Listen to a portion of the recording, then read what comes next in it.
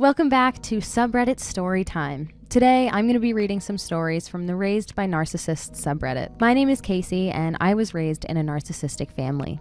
Something that has been so beneficial for me throughout my healing journey has been perspective. And that's something that I've gained from people in my real life, books that I've read, and from other people sharing their stories online. And it wasn't until I started sharing my own experience that I was finally able to realize just how widespread this community is. Reddit has been a huge source of information and inspiration for me throughout my healing journey, so let's dive into some of these stories.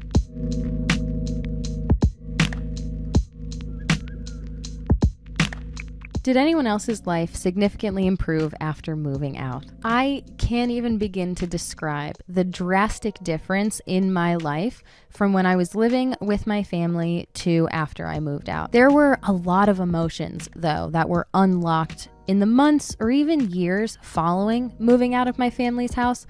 I think part of it was due to the nature of how quickly I moved out, how suddenly my life was kind of turned on its head. But it was also gaining perspective for the first time of what the outside world was like, outside of the control and manipulation that go hand in hand with being raised by a narcissistic parent. I was witnessing healthy relationships for the first time. I was with someone who was fostering my own interests and independence in me, which, as great as that might sound at the time, was really difficult for me to understand because I was so used to control that lacking control felt like a lack of care. So there were a lot of things that were coming to the surface for the first time in the months following moving out of my family's house. And so dealing with that all while being villainized and dealing with the smear campaign that people talk about so often when they break out of a narcissistic relationship or family, where now you are painted as the bad guy. Like everything you do is wrong, everything is your fault, you're abandoning your family, your parents, your relationships with your siblings, and all of this is done in an attempt to regain control over you, to kind of pull you back into the fold. Bringing the veil back into the fold? I kind of want to leave that in there for any of my Game of Thrones fans, so I might. And to get things to go back to the way that they used to be. And so there were a lot of emotions that were coming to the surface, and I was dealing with grief, kind of mourning my relationship with my parents and what I always thought that would look like as I got older. I was starting to understand how unhealthy a lot of the behavior that I had endured and even picked up on had been throughout my childhood. And so now I'm kind of faced with unlearning all of these things and letting go of a lot of that toxicity, which is so confusing. And I was left asking myself, who am I? What do I believe in? What's true to me? And that has been a consistent process of self-discovery. But overall, it was such a positive, necessary change for me to be where I am today. I wasn't in survival mode anymore. I didn't have to walk on eggshells anymore. I didn't have to be hyper aware of everything that was going on, feeling like at the slightest inconvenience, everything could implode. I wasn't expected to mediate disagreements between my parents. So much of that stress that I had been shouldering, those responsibilities, I was finally able to start to let those things go and to view life through my own two eyes and ask myself, what kind of life do I want to create for myself? You know, I was able to learn for the first time that it's not a bad thing. It's not selfish to prioritize yourself or your interests. So it's an ongoing journey, but overall, my life has significantly improved since I moved out of my family's house. Do your parents always demand to know where you're going and when? I'm always as vague as possible with them because it's none of their business what I'm doing, especially since I'm 22. But not a day goes by where there isn't a whole interrogation thing about it. My dad's the biggest freak about it, and he should get a life. It's already difficult for me to do things with my shattered confidence and severe social anxiety. Anytime I was going anywhere, I would always be met with an interrogation. Where are you going? What time are you going to be back? Who's going to be there? How are you getting there? How are you getting home?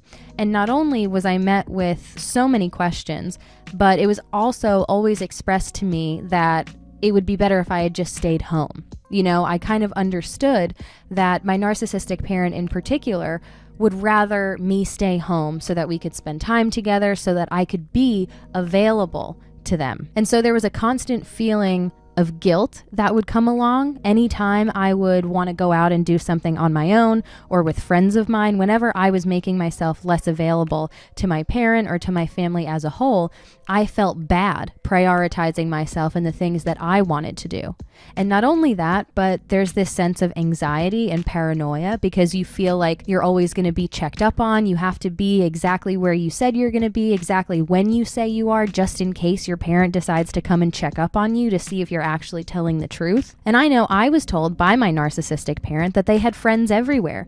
They had eyes everywhere, whether it was a cop or a teacher in my school, so that even if they weren't physically present, they always knew what I was doing and what was going on in my life. And something that I failed to realize for a long time after I turned 18 was that I was asking my parents for permission to do things instead of telling them that I was going to do things.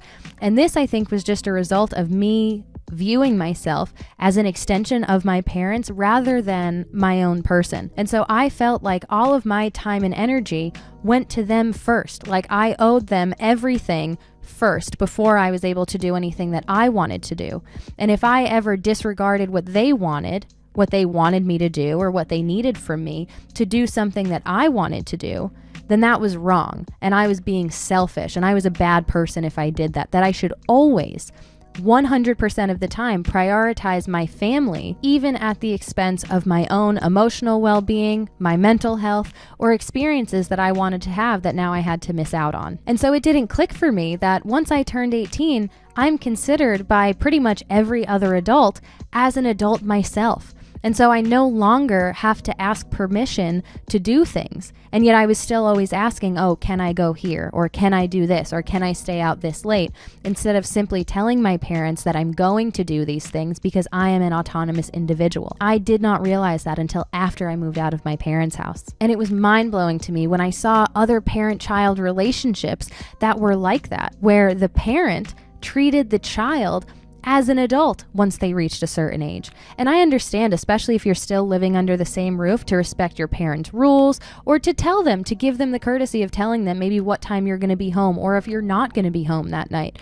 That's a completely different story. But having to ask for every single thing that you want to do every time you leave the house is unhealthy. It's toxic and it's controlling, and it is so true of so many narcissistic parents. All right, thanks so much for watching. I'll be back again this week with another Subreddit Storytime. In the meantime, please be sure to like this video and subscribe to our channel.